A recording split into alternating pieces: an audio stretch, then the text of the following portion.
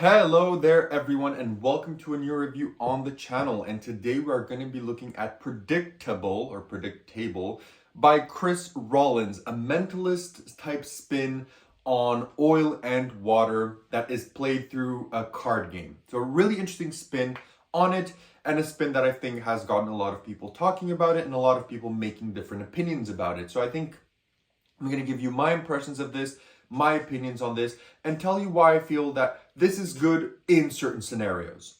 So that said, let's roll the intro and get straight into it.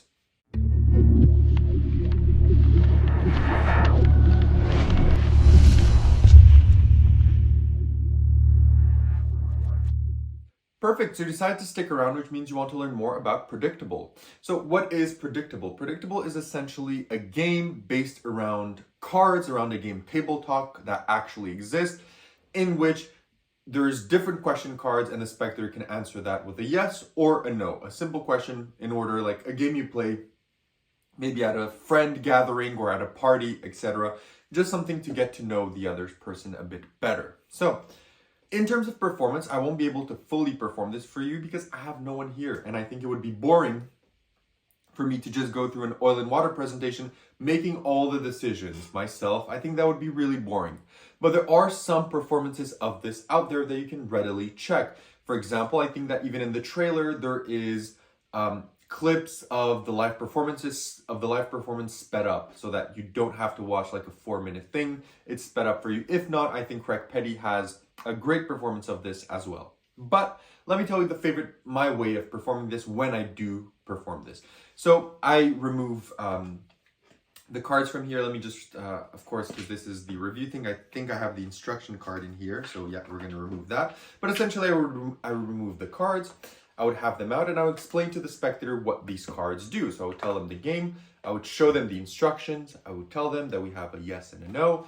Then I would proceed to tell you, do you want to be today the positive person or the negative person? Up to you. You want to be the negative person? Okay. So you're going to be the positive person today. Are you usually positive? You are. Okay. So that's great. I think this is going to play very well for us then. Then you would have the cards, and I tell the spectator, I would take the cards and wash them on the table. And I tell everyone, join me up. Let's wash these cards. So these gets fully mixed. So with a wash, all three of us are mixing the cards.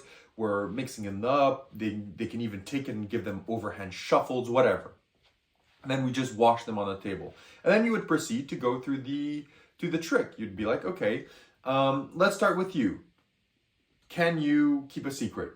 Then they'd say, if you tell them that they're going to be the person that say yes. So if you say yes, we're going to place the card here. And if you say no, we're just going to discard the card since you said no. Okay, so we're going to go. And then you go through all of the cards. And essentially, you're going to have like a discard pile, cards, all the cards that they said yes to and all the cards that the other spectators said no to. And you tell them, perfect. So you've answered these faithfully, right? And I didn't meet you before today, and I didn't meet you before today. So I couldn't have possibly known all of these personal tidbits of information. You've mixed the cards, they were shuffled, so we just took them in the order that they came. But before we actually started, at home, I took a pen, and behind every card, I wrote something. For example, on this card, I wrote yes, and you answered yes. But on this card, and then here you'd reveal and it would say no, and on this card it says no. And I couldn't have known that about you, right? I couldn't have known that you don't like spicy food or whatever the question is. I couldn't have known that, right? But somehow I did, because I had a feeling I was going to perform this to two people that were going to give me specific answers.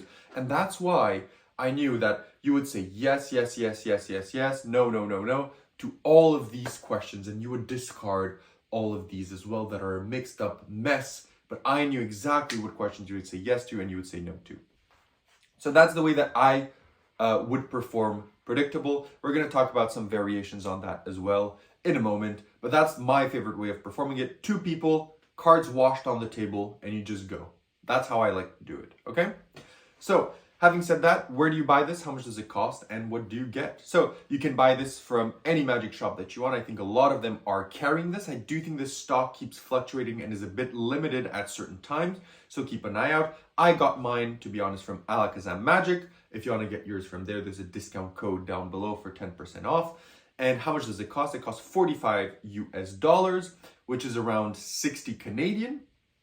So 45 US dollars, 60 Canadian, and what you get is this. So you get this box, a very beautiful hard shell box that looks like a game box. It even has instructions, a barcode, and everything. You get 2 of these cards, which are your yes and no cards for the routine. You get an instruction card, which is basically telling you how the game is played if you want to do that, and present to them the game and tell them how you achieve it. And then you get all of your cards. So you get all of these cards. They're very well made. They feel like really thin cardstock, but they're not plastic. They're just really thin cardstock. So I feel I would have preferred maybe if these were plastic, especially for the price. I think, especially since you're doing it at a table and you're washing, and sometimes, you know, since you need some space and you may do this at a bar or something to get to know someone, some things may spill. I think it would have been nice for these to be plastic. I think it would have been really cool because that would mean you have one set for the rest of your life and you don't necessarily have to be careful of it. But this, you do have to be careful of the set a bit because yeah, the cards aren't plastic or anything, so you don't really want them to bend or get dirty, etc., because then you'd essentially have to replace your set. So that's one of my only complaints, and one of the main ones is I wish these would have been plastic. I think it would have been really great. But you get these, and on the back of these there's no and yes written already on them.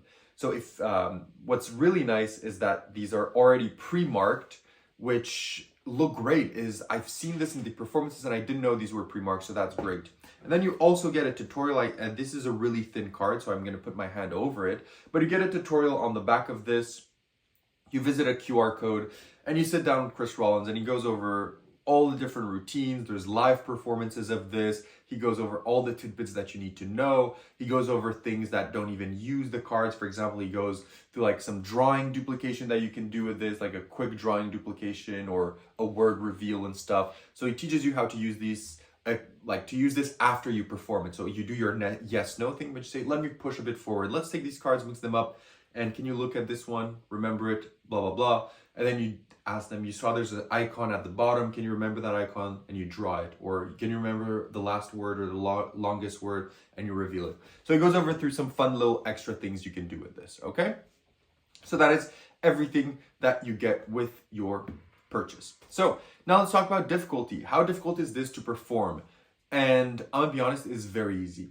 And I'll also be honest that I was fooled. When he told me the secret, I was fooled. I did not think that would be how this works. I did not think that would be the way it is achieved. It is incredibly clever. It is so, so clever.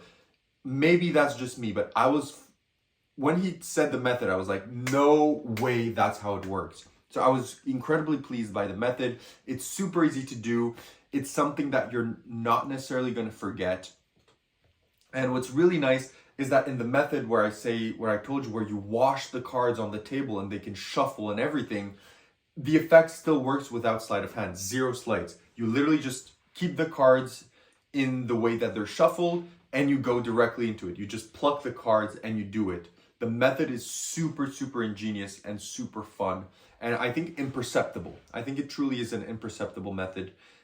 Even if someone looks at it, I think it's really layered and disguised, which is really nice. However, there is a method where you do need sleight of hand and you do need to be proficient with a pharaoh shuffle. So if you don't know how to do a pharaoh shuffle, that method won't work for you. But I do think that method isn't, I think the other methods are better and they don't use any pharaoh shuffles. In all honesty, I think that, I think you can, even if you're not good with that, which I am not, and since these are not cardstock, sometimes it's a bit hard to do the pharaoh shuffle, so you can get into awkward things where you're trying to seem to weave it back and forth, and then maybe the spectator's being like, but why is he trying to make the shuffle so perfect? Just shove them in, right? So I think that, there's better ways of doing it that he explains to you that don't need a pharaoh shuffle. So don't be worried if you don't know how to do a pharaoh shuffle. You can still achieve this effect. As I mentioned, you can literally shuffle, wash the cards on the table, and it's going to work as well, okay? Also important to know regarding that is also pretty self-working. So there's no memory work really involved here. So not only is there no like manipulation, but there's not really any memory work here. You don't have to remember specific patterns or anything like that. It is very, very easy to do. It's a very easy effect to do. You just have to get a good presentation and make it interesting, because it is a long effect. We're going to talk about that in practicality. It is a long effect. So if it's not interesting to your spectator, it can get boring really quick because there's a bunch of cards and you have to get through all of them. So if you're not good at presenting this, it may get boring for your spectator, and you're going to see that they're kind of like, let's get this over with. Like, what are we doing, right? So work on that as well. I think that's the most difficult part, is making a cool presentation and making it engaging for you and your spectator, or both of your spectators and yourself, okay? Now let's talk about practicality. So what do you have to carry around if you want to do this? One, you just have to carry this box. So you're going to place everything here fits inside this box. You just take this box and you're ready to perform at any point. Additionally, this needs a table. So yes, you need the box, but you need a table with a bit of space on it. So you're not going to do this in the hands and you're just going to stay like this, because then you don't have a discard pile. So it's going to be annoying. So you need a table to perform this with a bit of space. I would say around a mat size space, right? So kind of around this in order to perform it. I think it's the best way to do it. So you're going to need a bit of table space. Additionally, angle wise, I think you're pretty much 360. The cards mostly stay on the table, so they can't really see the backs prematurely. So the angles are pretty much 360. Inspectability wise, I mean, they can take a look at the cards.